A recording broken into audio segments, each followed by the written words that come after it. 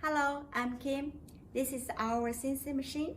This machine can work on many different materials, such as it can cut and engrave on copper, aluminum, wood, MDF, acrylic, PVC, and other materials.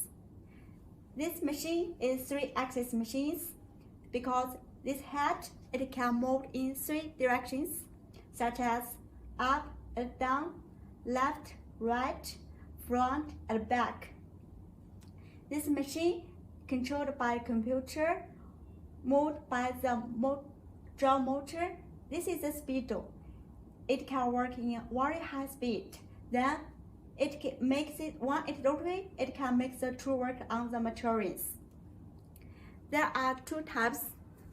This tool is for the cutting, and this type is for engraving. If you still have other questions about our machines, please call me.